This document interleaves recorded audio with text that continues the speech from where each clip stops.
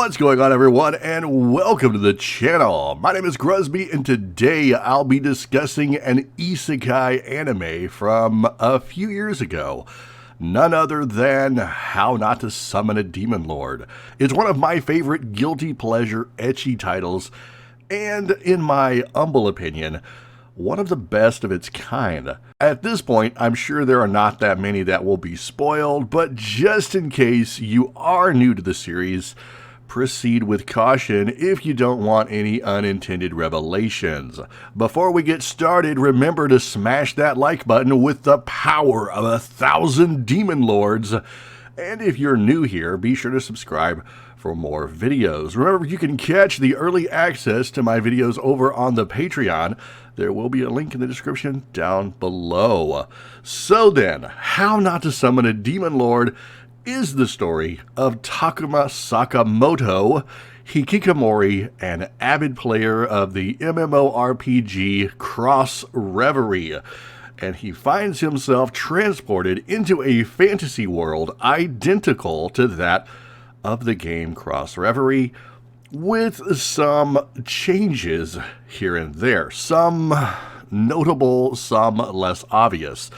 Takuma arrives as his avatar, Diablo, only to find that he's been summoned by two girls, Rem and Shira. Equipped with all the kick-ass goods from his game, Diablo's ability of reflecting magic bounces the enslavement spell off of him and onto the two of them.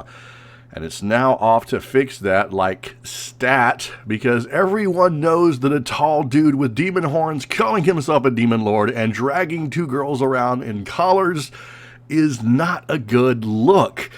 Now, it's also very important to know that Diablo is a persona that Takuma uses in the game, and he's played Cross Reverie a long time, to the point where he even has his own custom dungeon, which he uses to challenge other players. His particular beef in the game are couples that are married, because he makes the association that if they're married in the game, they may be a couple in real life, which just pisses him all manner of off. His Diablo persona, combined with his inner turmoil at dealing with people, makes for some of the funniest interactions in the show.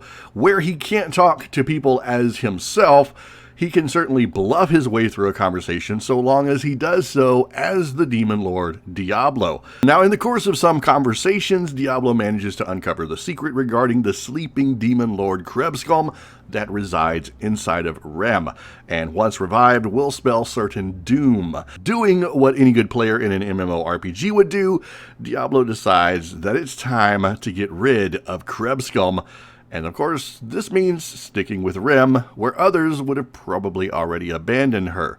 Now, I'm going to be honest, this is not going to be an isekai for everyone. If ecchi were a commodity, then no expense has been spared. That said, this is one of the few hyper-ecchi titles that also manages to have some very grounded story elements. Diablo is always reminding us that he's in a fantasy world that is based on a game, and yet is still somehow different. He plays the scenarios like he's in a game, but he doesn't gloss over the individuals as though they were simply toss-away NPCs.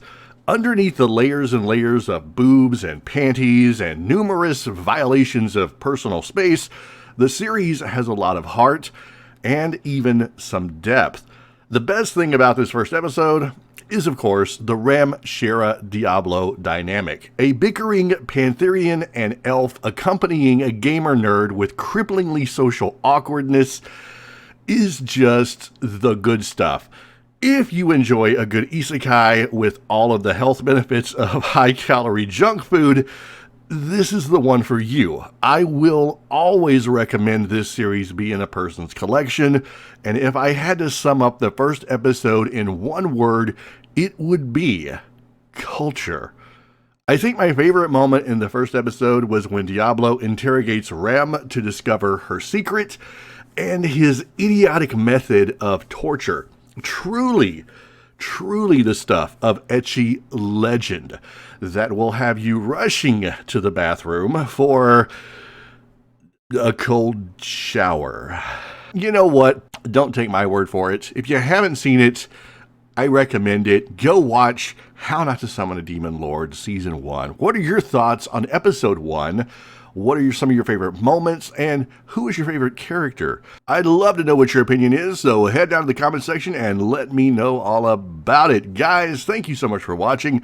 I hope you enjoyed this video. If you did, be sure to like, subscribe, and hit that bell icon. If you want to support the channel directly, as well as gain access to the early releases of these videos before they go live, then consider becoming a member of the Patreon and making a pledge. There will be a link in the description down below. As always, have an amazing day, keep being awesome, and I will see you all in the next video.